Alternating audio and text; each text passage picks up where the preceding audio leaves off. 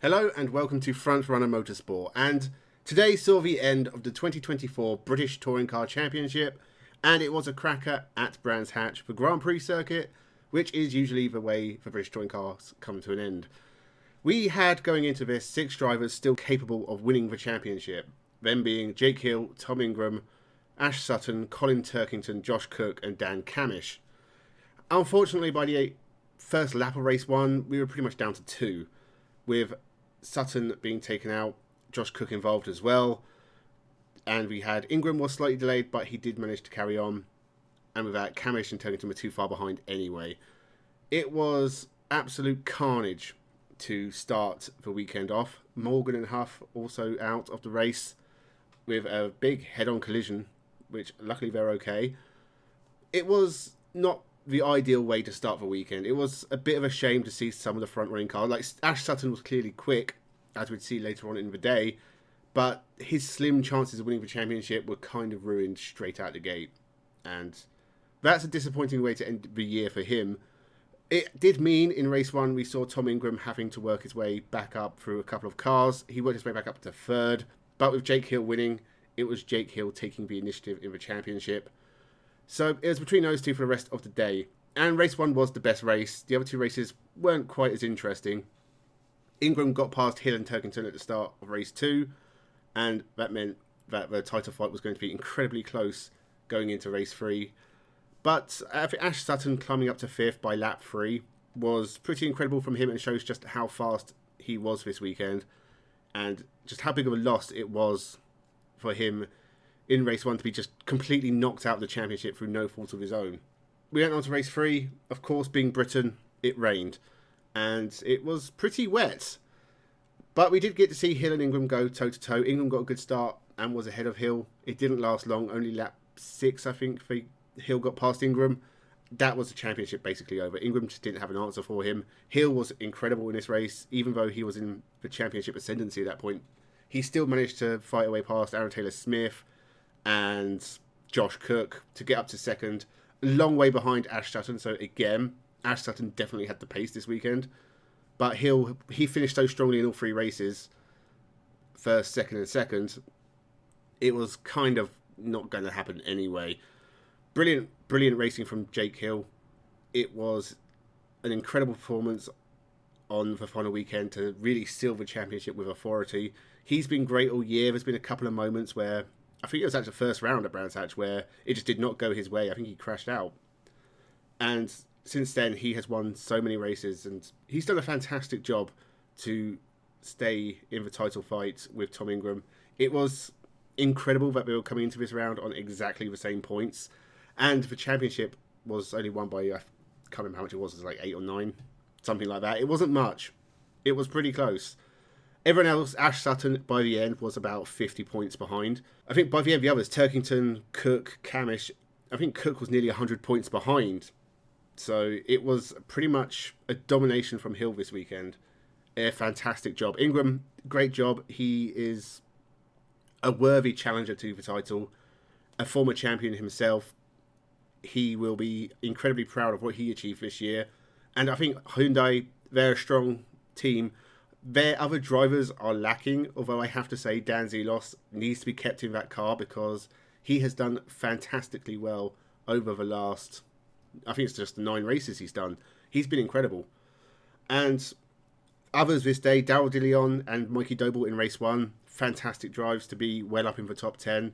Aaron Taylor-Smith's another one who had not just a fantastic weekend where he was very consistent, he's had a fantastic year. He has finished inside the points at every single race in 2024.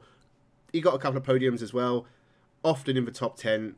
Incredible job from Aaron Taylor-Smith. He won 20 of the independent races. Okay, his competition is not great, but he was still fantastic all year. As was Mikey Doble, great job, and he sealed the Jack Sears Trophy. Vauxhall won the Independence Team Trophy as well. And we had Napa Ford winning the Works Teams Trophy, but they were beaten by BMW in the Manufacturers Championship. So it's a very, not really mixed. It's mostly just BMW, Ford and Vauxhall who have won everything. But I think this was a very competitive year. Tom Ingram I think he could do with more support from his Hyundai teammates. They could do with getting some better drivers in those cars. No offense to Tom Chilton, he did win a race again this year, but he's long since been anywhere near a top driver. And like Nick Halstead is awful. He's the worst driver in the field, and he has finished last in the championship. So it's not even me saying that just to be mean. He is terrible. And Ronan Pearson, he wasn't up to much. He did take a win, but he wasn't doing great, and he got replaced by Dan Zelos, who was doing good. I think more time we'll see better performances from him.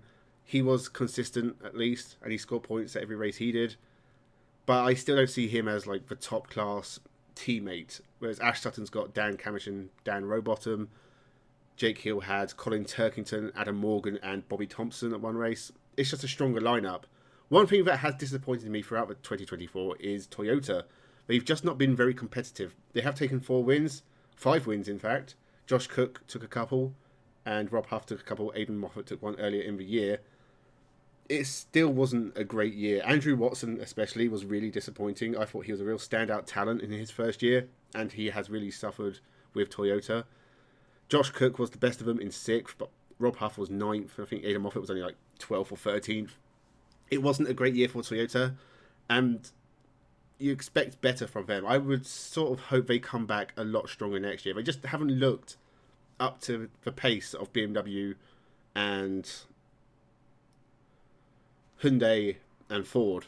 They have been lacking in that regard. So I think for 2025, I don't see a lot changing. The calendar is basically the same. I don't think we have too many driver announcements, if any. So it's not something I'd look at now. There's not actually many rumours about next year. It's been very quiet all year. I don't think we'll see new manufacturers. I don't even really see Honda returning. I don't think One Motorsport will be back. And Team Dynamics are now helping out with Hyundai. So I don't see, unless someone else, a new team, brings an independent Honda to the field, then I don't see us getting any new cars. It'll be interesting to see if the Cupras come back, because they're not very competitive, and the budget's not there to make them competitive. And for everyone else, I think Vauxhall, they'll keep going as they are. They'll probably be the only independents capable of winning for the next few years. And then hopefully just Ford, Hyundai, Toyota and BMW continue to put forth strong manufacturer-backed offerings for us, because otherwise this series is in danger of slipping into poor quality. Cars could start to get a bit old, and we haven't really seen many great drivers break through. Jake Hill winning his first championship is fantastic, but he's been a good driver for the last few years. Ash Sutton, incredible driver. Turkington, incredible. Camish, really good. I think maybe he's next up to get the championship. Josh Cook is another great driver. He's never won the championship, but he's been up there for the last 4 or 5 years.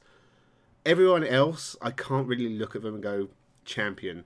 I'd like to see Rob Huff come back next year and do better, but I think that depends a lot on what Toyota can offer him, and obviously if he just wants to do another season. It's just great to see him back on the grid, and someone from 20 years ago who took a couple of wins with Seat come back and take a couple of wins with Toyota, and he finished in the top 10 in the championship. It wasn't the best year, but it does show that Rob Huff is still a top talent, a world champion, for Christ's sake. And that was pretty much the 2024 British Touring Car Championship. It wasn't the most amazing racing going on at Brands Hatch. The first race was pretty chaotic, and we got some good battling after the safety car. But race 2 and race 3 were pretty steady, apart from Jake Hill climbing up through the field in race 3, and I guess Sutton at the start of race 2. Not a lot really happened. There's no real big surprises.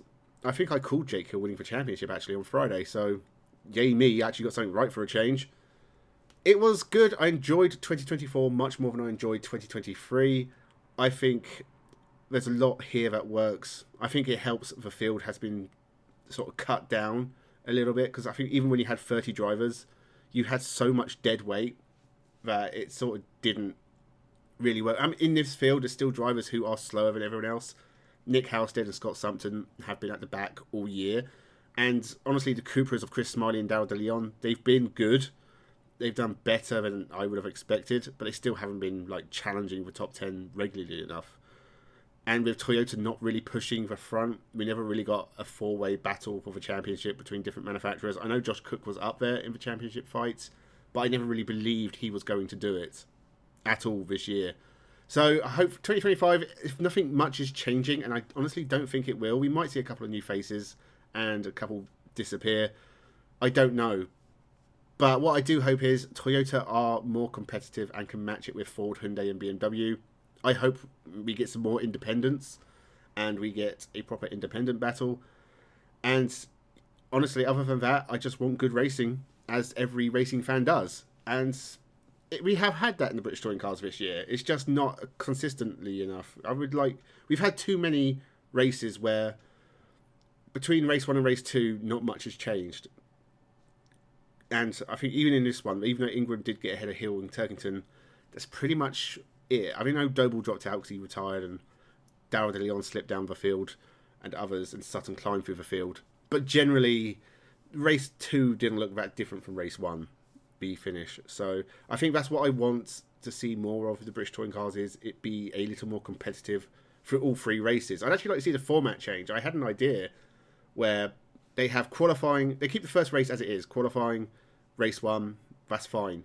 Make race 2 the reverse grid race, and then have a second qualifying for race 3, and make that race slightly longer and with more points on offer. Make it like a showstopper. Like, that is the finale of the day. So it would be an event that gets worked up to throughout the course of the weekend. And then, in a way, the dynamic for all 3 races is different. I think that keeps it interesting. I still don't like the hybrid system. I think from a fan point of view, it's just not visible enough.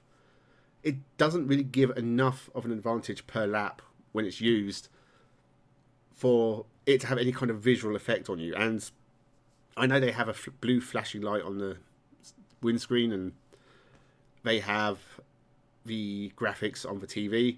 It's not enough. It's not interesting enough. It doesn't stand out enough. It's something like push to pass in IndyCar, where they have the seconds ticking down. It honestly works a lot better. It's the norm pretty much in motorsport. You see it in Super Formula as well. I think that would be a better implementation than the current hybrid rules, which I just think are a bit messy and visually unimpressive. I'll leave it at that. Let me know your thoughts in the comments below. What do you think of the hybrid system? What do you think of the 2024 British Touring Car Championship? Massive congratulations to Jake Hill. Fantastic drive from him this weekend to take the championship. Difficult conditions in race 3 as well. It was tough, and he was sublime. And everything else around that, it was good racing. So thank you very much for watching. Make sure you subscribe to the channel for more motorsport content. I'll be doing a tier list of how I thought every driver's season went. So stick around for that. Let me know your thoughts in the comments below. Thank you very much for watching, and have a good one.